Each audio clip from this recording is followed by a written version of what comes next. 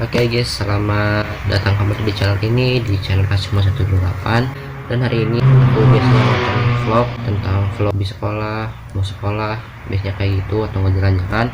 Tapi hari ini memutuskan untuk nggak bikin lagi vlog tentang keseharianku, bikin tapi lebih jarang ya. Jadi mungkin ini adalah kritikan-kritikan aku buat pemerintah, khususnya di dunia ya, pendidikan. Karena apa? Ya mungkin salah satunya ya gara-gara corona ini sistem belajarnya jadi berubah dan ada something yang berbeda juga gitu loh. Yang pertama mungkin dikritik adalah kualitas pendidikannya ya. Ini pasti bakal menurun pastinya. Udah diduga juga sama pemerintah pas awal-awal lagi corona pendidikan itu bakal turun. Tapi yang nggak diinginkan pemerintah itu sangat terwujud gitu loh. Masalahnya dari sistem pembelajaran pemerintah bakal kayak gini, jadinya kayak gini beda jauh, dan itu sangat meresahkan. Dan yang kedua adalah guru dan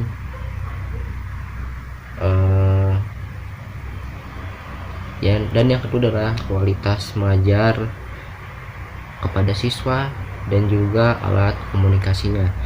Ya, I know, pasti dari kalian banyak yang HP-nya, mohon maaf, low end atau gak, yang benar-benar gak bisa untuk mumpuni untuk belajar. Ya, mungkin itu adalah salah satu kendalanya.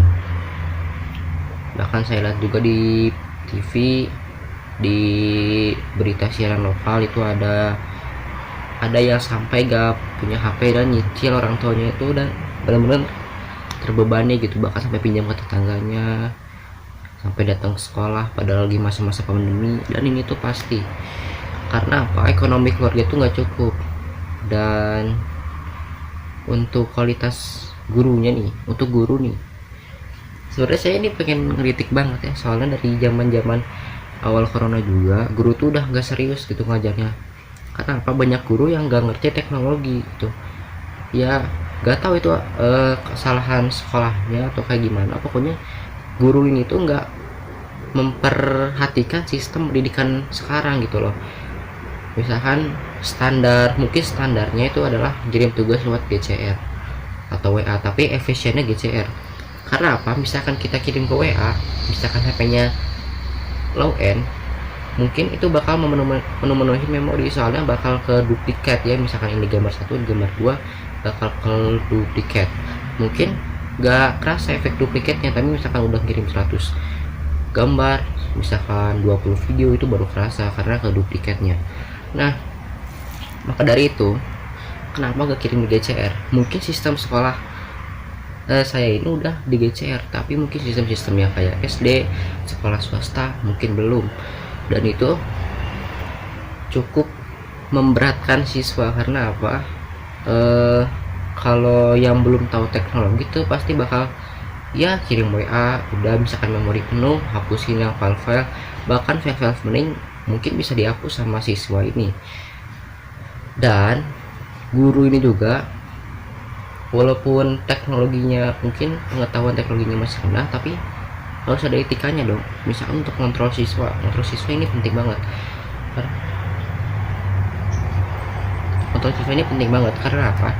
Misalkan nih siswa nggak kontrol, pasti loss dong siswanya, jadi nggak mau belajar. Ya mungkin ya guru gimana ya, mungkin harus kontrol siswanya. Misalkan setiap hari Google Meet, itu saya setuju banget, setiap hari Google Meet, karena bisa mengontrol siswa. Terus setiap pengumpulan tugas minimal 2 jam sekali itu dicek lagi apakah ini belum atau ini sudah. Jadi kayak gitu. Dan yang terakhir ini, yang poin yang ketiga ini penting banget, sistem untuk pemberian tugas dan sistem jam pembelajaran siswa. Oke, hal yang terakhir ini mungkin cukup kritis di Indonesia. Karena apa? Emang dari dulu tugas yang diberikan kepada siswa itu kadang-kadang tuh menurut siswa sendiri itu kebanyakan, tapi menurut guru itu sangat sedikit. Nah, ini adalah dua pendapat yang saling beradu, yang dimana guru ini tuh udah kelasnya tuh udah tinggi, udah segini nih. Soalnya kan dulu kan S1, S2 murid ini masih sekolah. Pada guru-guru nih, pada guru-guru. Kenapa Anda tidak memikirkan anak yang usianya masih remaja diberikan tugas kuliah gitu loh? Itu beda jauh ya. Mungkin oh ini mah gampang, ini bagi guru ya, oh ini mah gampang karena guru ini tuh sudah biasa untuk tugas yang banyak gitu loh, sedangkan siswa tuh belum terbiasa. Jadi mungkin ya kurangi sedikit lah, atau enggak persetujuan sama siswa gitu, ini dikit atau banyak. Misalkan ada yang jawab banyak, oh berarti kurangi dikit aja gitu loh, jangan terlalu dikurangi lah. Terus nih untuk sistem jam pembelajaran ini penting banget. Kenapa?